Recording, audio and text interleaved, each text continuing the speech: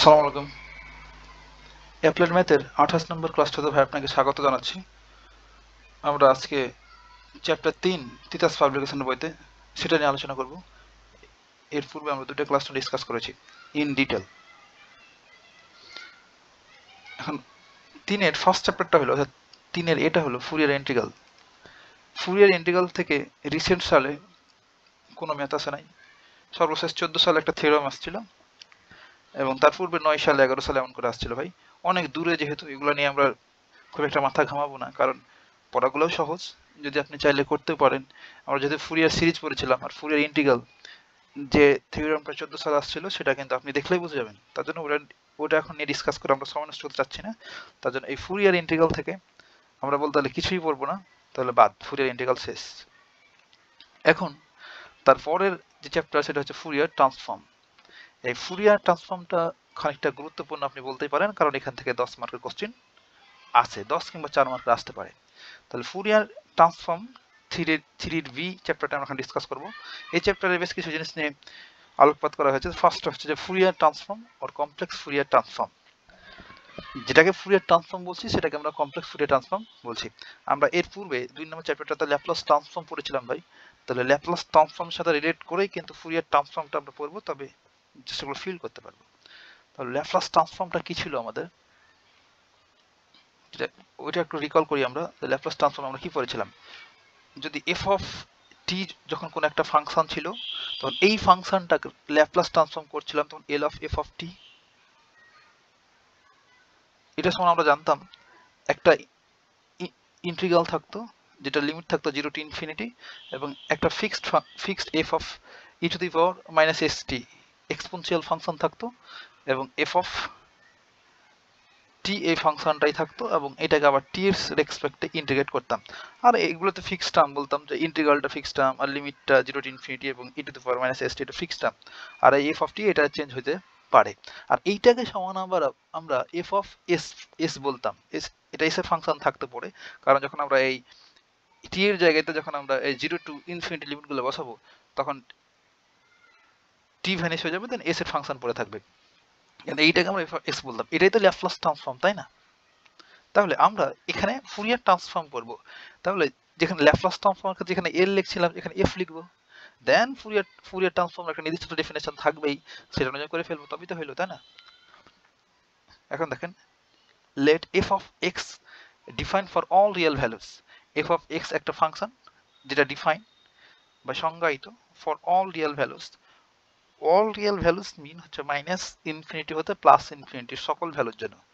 এই এক্স এর ভ্যালুটা হবে মাইনাস ইনফিনিটি লেস দেন এই যে থেকে প্লাস ইনফিনিটি পর্যন্ত সকল ভ্যালুর জন্য এটা ডিফাইন বা সংজ্ঞায়িত। দেন কমপ্লেক্স ফুরিয়ার ট্রান্সফর্ম। এখন এই ফুরিয়ার ট্রান্সফর্মকে আমরা কমপ্লেক্স ফুরিয়ার ট্রান্সফর্ম কেন বলছি, বা এটার অপর নাম কেন কমপ্লেক্স ফুরিয়ার ট্রান্সফর্ম, সেটা দেখবো কেন হচ্ছে। ফার্স্ট আমরা ডেফিনেশনটা শেষ করি। Fourier transform of f of x is denoted by, এটাকে আমরা ডিনোট করি এইভাবে। তাহলে এফ অফ,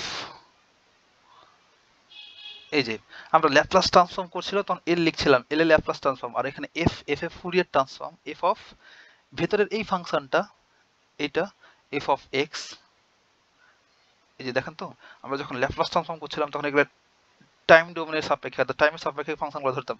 এখানে যদি আবার টি লিখি তো কেমনটা হয়ে যায় না? তার জন্য আমরা ফুরিয়ার ট্রান্সফর্মগুলোকে এফ অফ এক্স আকারে লিখবো। হ্যাঁ, এই যে ইকুয়ালস টু ডেফিনেশন, এটা ডেফিনেশন অনুযায়ী হচ্ছে মাইনাস ইনফিনিটি হতে এই যে প্লাস ইনফিনিটি, এখানে ইন্টিগ্রালটা থাকবে, ইন্টিগ্রালের রেঞ্জটা, এবং e to the power i n x.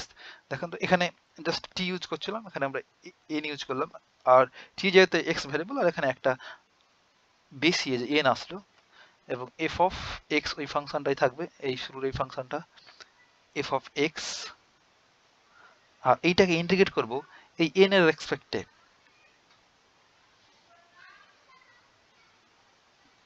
Sorry N না, ওই এক্স এর রেসপেক্টেই করব, এবং ডি অফ এক্স, তাই না? এখন এটাই হচ্ছে ফুরিয়ার ট্রান্সফর্মের definition. F of Fourier transform of f of x equals to minus infinity হতে plus infinity e to the power i n x f of x d x. Then এটা যদি আমরা ইন্টিগ্রেট করি, ইন্টিগ্রেট করার পরে তো ভাই আমরা যখন মাইনাস ইনফিনিটি থেকে প্লাস ইনফিনিটি এগুলো যখন এক্স এর জায়গাতে বসাবো তখন কি এক্স এর কোনো টার্ম থাকবে? তখন তো এই এক্স এর কোনো টার্মই থাকবে না, এক্স সংবলিত কোনো পদই থাকবে না। কেন থাকবে না এগুলো আমরা পূর্বে ডিসকাস করেছি। দেন এই টোটাল জিনিসটা তখন এন এর ফাংশন হয়ে যাবে। তখন এটাকে আমরা বলতে পারি না সুন্দর করে এফ অফ এন এর ফাংশন, এটা ডেফিনেটলি এফ অফ এন এরই ফাংশন। এই যে এটা যখন যেমন বলছিলাম যে যখন টি এর জায়গাতে লিমিটটা যখন 0 to π বসাই দেবো, 0 to ইনফিনিটি যখন বসাই দেবো আমরা ক্যালকুলেট করার পর, দেন তো টি এর কোনো ফাংশনই থাকবে না, তখন এটা এফ অফ এস এর ফাংশন হয়ে যাবে, এস সম্বলিত পদ হয়ে যাবে। এগুলো আবার পূর্বে দেখেছিলাম। তাহলে এইটাই কিন্তু আমাদের হয়ে গেল ফুরিয়ার ট্রান্সফর্ম।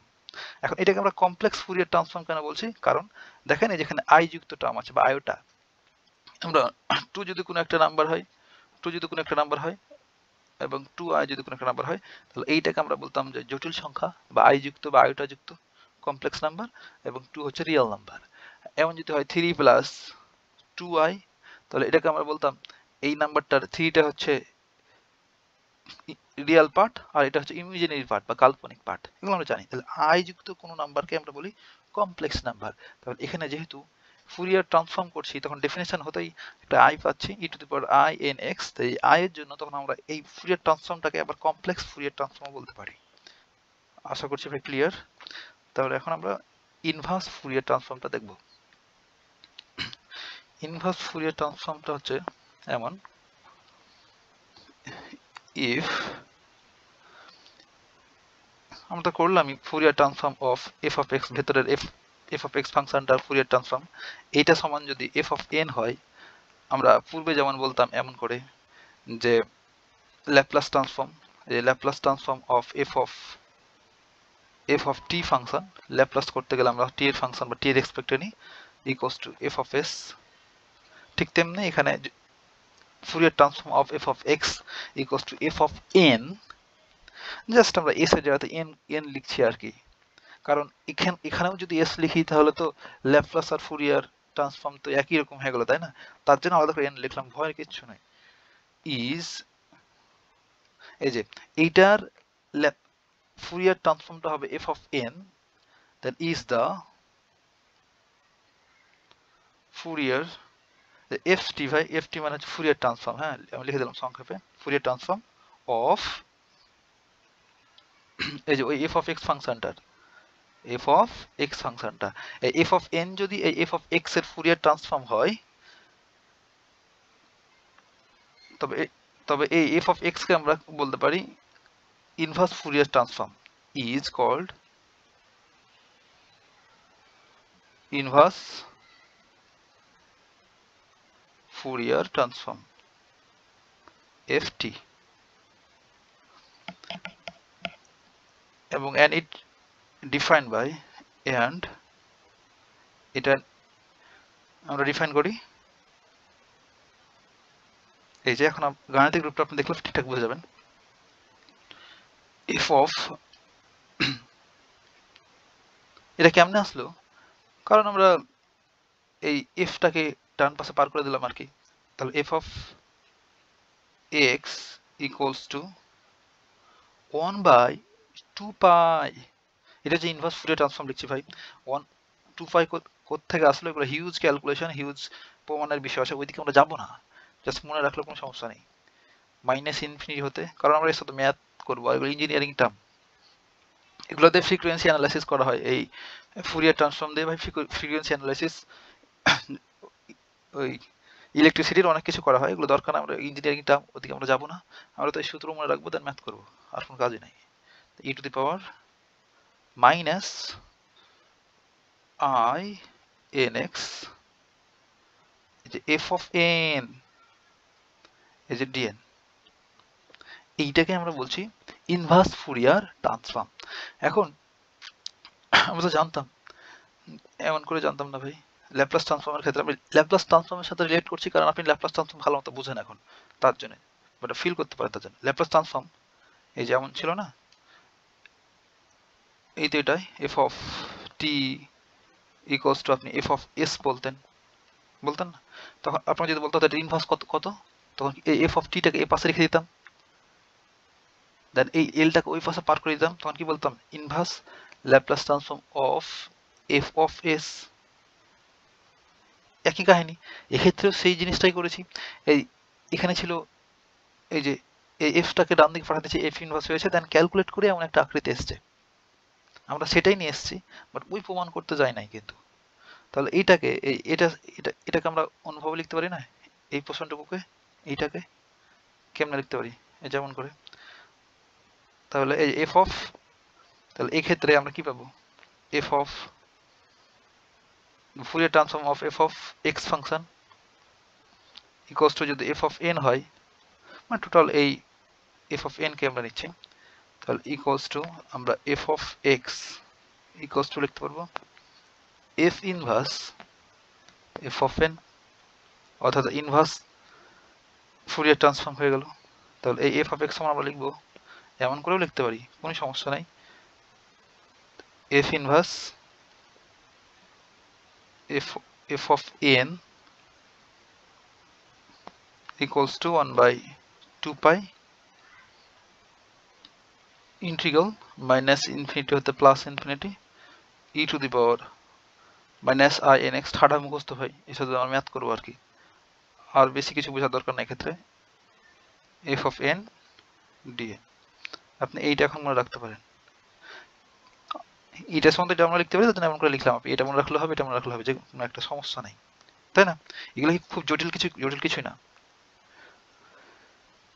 তাহলে আমাদের কাজ হচ্ছে এইটা মনে রাখা, এইটা আর এই দুইটার যে কোনো একটা মনে রাখলেন, আপনি তো বুঝতেই পারছেন কি জিনিস।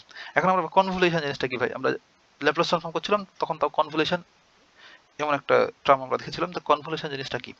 কনভলিউশন হলো একটা গাণিতিক প্রক্রিয়া যা দুটো ফাংশনকে একত্রিত করে একটা নতুন ফাংশন তৈরি করবে, এবং যা প্রাথমিক দুটি ফাংশনের আকার এবং প্রভাবের উপর নির্ভর করবে, এবং এটি সাধারণত সংকেত প্রক্রিয়াকরণ, প্রসেস করা হবে, চিত্র প্রক্রিয়াকরণ এবং সিস্টেম বিশ্লেষণের ক্ষেত্রে ইউজ করা হয় এই কনভলিউশন টার্মটা। এখন এই কনভলিউশন জিনিসটা কি ছিল একটু যদি আমরা দেখি, দেন আমরা এখানে ল্যাপ্লাস ট্রান্সফর্মের জন্য তো আমরা কনভলিউশন দেখেছিলাম, এবং কনভলিউশন এই থিওরিটা ইউজ করে আমরা ইনভার্স ল্যাপ্লাস ট্রান্সফর্ম দেখেছিলাম, আপনি হয়তো পূর্বের ক্লাসগুলো দেখলে বুঝবেন। তাহলে এই ক্ষেত্রে আমরা ফুরিয়ার ট্রান্সফর্মের জন্য কনভলিউশন থিওরামটা কেমন কাজ করবে সেটা দেখবো, আর শুধুমাত্র ডেফিনেশন দেখবো, দেন আমরা নেক্সট ক্লাসে হয়তো কনভলিউশন থিওরামটা প্রমাণ আসছিল প্রায় 17 সালে মেবি, ওটা একটা করার চেষ্টা করবো আমরা, দেন আমরা পার্সিভার আইডেন্টিটি দেখবো। আজকে এতটুকু করলেই হবে, দেন নেক্সট ক্লাসে আমরা থিওরিগুলো দেখবো। তাহলে কনভলিউশন জিনিসটা কি ছিল, যদি এফ অফ টি, ধরেন এফ অফ টি যদি কোনো একটা ফাংশন হয় এবং আরও একটা ফাংশন জি অফ টি হয়, জি অফ টি, এখন এই দুটো ফাংশনের কনভলিউশনকে আমরা এমন করে ডিনোট করতে পারি, এফ এই যে অ্যাস্টারিক জি, কিংবা বলতে পারি F convolution G equals to, এগুলো ডেফিনিশন কিন্তু কিচ্ছু করার নাই ভাই, এখানে ইন্টিগ্রাল লিমিটে দেওয়া আছে 0 to t f of u then g t minus u du, এই জিনিসটা যে লিখলাম নিচে, এটাকে আমরা বলছি কনভলিউশন, দুইটা ফাংশনের কনভলিউশন বা সংবর্ধন করা বা দুটাকে গুণ করা, সহজ বাংলায় বলতে গেলে। এখন ফুরিয়ার ট্রান্সফর্মের ক্ষেত্রে আমরা কনভলিউশনটা দেখবো। এখন ফুরিয়ার ট্রান্সফর্মের ক্ষেত্রে আমরা মাইনাস পাই হতে পাই ইন্টারভালের জন্য মাইনাস পাই হতে x minus infinity, sorry minus পাই বলছি, এখানে মাইনাস ইনফিনিটি এক্স থেকে প্লাস ইনফিনিটির মধ্যে এটা ব্যবধিতে এফ অফ এক্স যদি কোনো একটা ফাংশন হয়, এগুলো টি এর ফাংশন ধরতাম যখন ল্যাপ্লাস ট্রান্সফর্ম করতাম, আর এখন হচ্ছে আমরা ফুরিয়ার করছি তখন এক্স লিখছি, এফ অফ এক্স এবং জি অফ এক্স, দুইটি ফাংশন হয়, এবং এই দুটি ফাংশনের কনভলিউশন বা সংবর্ধনটা হলো, দুটি ফাংশনের কনভলিউশন বা সংবর্ধনটা হলো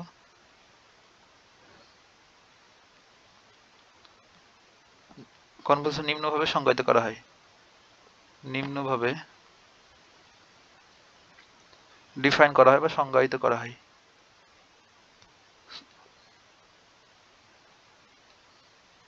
আমরা কেমনে সংজ্ঞায়িত করি ভাই, এই যে এফ অ্যাস্টারিক জি বা এফ কনভলিউশন জি, এইটা একটা ফাংশন এক্স এর এবং আর একটা ফাংশন জি কোথায় গেল, জি অফ এক্স, দুইটা ফাংশন, এই দুটার কনভলিউশন করছি বা সংবর্ধন করছি, তখন এমন পাচ্ছি কি ইকুয়ালস টু এই যে মাইনাস ইনফিনিটি হতে প্লাস ইনফিনিটি রেঞ্জ থাকবে, এবং এফ অফ ইউ একটা ফাংশন থাকবে,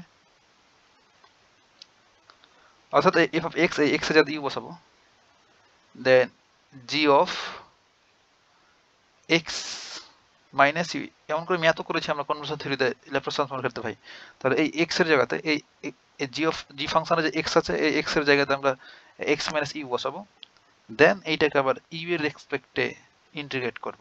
এটাই হচ্ছে আমাদের কনভলিউশন থিওরাম। এর প্রমাণ কিন্তু আছে, আমাদের পরীক্ষায় কিন্তু আসছিল। হ্যাঁ, তাহলে কনভলিউশনটা গেল আশা করছি ভাই। এখন আমরা আছে Parseval's identity for Fourier transform. Fourier ট্রান্সফর্মের জন্য পার্সিভাল আইডেন্টিটিটা দেখবো। এটা প্রমাণ করার আমাদের কোনো প্রয়োজন নেই, এগুলো 5 সালে আসছিল প্রমাণটা, জাস্ট আমরা ইকুয়েশনটা দেখবো কিংবা সূত্রটা দেখবো। আর যদি এফ অফ এন, যদি এফ অফ এনটা এফ অফ এক্স এর, আমরা তো জানি ভাই যে এফ অফ এন এখন এফ অফ এক্স এর ফুরিয়ার ট্রান্সফর্ম, তাই না? জানি না? আমরা আগে যেমন বলতাম এফ অফ এস, আমরা পুরো কি বলতাম, এই যে এফ অফ এস হচ্ছে এফ অফ টি ফাংশনের, এই ফাংশনের ল্যাপ্লাস ট্রান্সফর্ম হচ্ছে এফ অফ এস। ঠিক তেমনি এখানে এফ অফ এনটা হচ্ছে, এফ অফ এনটা হচ্ছে এই যে এফ অফ এক্স ফাংশনের ফুরিয়ার ট্রান্সফর্ম, তাই না? এই এফ অফ এক্স ফাংশনের ফুরিয়ার ট্রান্সফর্ম হচ্ছে এফ অফ এন। এই তো হলো কাহিনী। যদি এফ অফ এনটা এফ অফ এক্স এর ফুরিয়ার রূপান্তর হয়, এফ অফ এক্স এর ফুরিয়ার ট্রান্সফর্ম বা ফুরিয়ার রূপান্তর এফ এফ টি লিখে দিলাম, তাহলে ফুরিয়ার ট্রান্সফর্ম হয়, তাহলে এই পার্সিভালস আইডেন্টিটিটা হলো এমন, ইন্টিগ্রাল মাইনাস ইনফিনিটি হতে প্লাস ইনফিনিটি, কারণ আমরা ফুরিয়ার ট্রান্সফর্ম করতাম ভাই আমরা মাইনাস ইনফিনিটি থেকে পাই ইনফিনিটির রেঞ্জের ক্ষেত্রে ফুরিয়ার সিরিজ পড়তাম, তখন আমাদের মাইনাস পাই থেকে পাই ছিল, আর এখন আমরা ফুরিয়ার ট্রান্সফর্ম পড়ছি তখন রেঞ্জটা কিন্তু মাইনাস পাই, তাই এখানে মাইনাস ইনফিনিটি থেকে ইনফিনিটি, ওখানে মাইনাস পাই ছিল বাট এখানে ইনফিনিটি, মাইনাস ইনফিনিটি থেকে ইনফিনিটি পর্যন্ত। দেন এই পার্সিভালস বলছে এফ অফ এক্স স্কোয়ার মডুলাসের স্কোয়ার ডিএক্স, এইটাকে ইন্টিগ্রেট করলে যা পাবো এই যে 1/2 pi minus pi minus infinity হতে ইনফিনিটি, পাই বলে বলে অভ্যাস তো এখন ইনফিনিটি চলে আসছে, দেন ভাই তালগোল পাকা যাচ্ছে, then modulus of f of n square d n. বিস্তর প্রমাণ, এটার দরকার নাই আমাদের, আমি জাস্ট ম্যাথ করবো এটা দিয়ে। এখন দেখেন এখানে বুঝার কি, যে এফ অফ এক্স ফাংশনটা, এই যে এফ অফ এক্স ফাংশনটা, এইটার মডুল, এটার ভ্যালুটাকে যদি স্কোয়ার করি, অর্থাৎ মডুলাস স্কোয়ার সেম নিতে বলতে পারি, তাহলে স্কোয়ার করবো, দেন মডুলাসের ভিতরে কোনো মাইনাস ভ্যালু থাকবে না, এটা এক্স এর এক্সপেক্টেড একে মাইনাস ইনফিনিটি থেকে ইনফিনিটির ভিতরে, এই যে মাইনাস ইনফিনিটি থেকে ইনফিনিটি রেঞ্জের মধ্যে এটাকে ইন্টিগ্রেট করবো, দেন যা পাবো এ ডান দিকে একটু 1/2 পাই মাইনাস পাই থেকে পাই এফ অফ এন, ওই যে modulus of square d n, n এর সাপেক্ষে এটাকে ইন্টিগ্রেট করে যা পাবো দুটো সেম হবে। অর্থাৎ ধরেন এই পাশে যদি 20 পাই, এই পাশে 20 পাবো, তাই না? এটা তো ইকুয়াল সাইন মানে বোঝায়। এই তো হলো কাহিনী। এতটুকু বুঝলেই হবে ভাই। আপনি এই যে এগুলো দেখে ভয় পায় না যে কোথা আসলো, এগুলো কোথা থেকে আসলো, এগুলো বিস্তর প্রমাণ, আমাদের দরকার নাই। কেন আমরা শুধু শুধু খাটাতে দরকার নাই ভাই, যেগুলো পরীক্ষা আসবে না, এগুলো কোথা থেকে আসলো ভাই, এগুলো সব বিস্তর প্রমাণের জিনিস। তো আমরা জাস্ট আজ যেটুকু লাগবে আমরা সেটুকু পড়বো, এই তো হলো কাহিনী। এই পর্যন্ত ভাই, কথা হবে নেক্সট টিউটোরিয়ালে।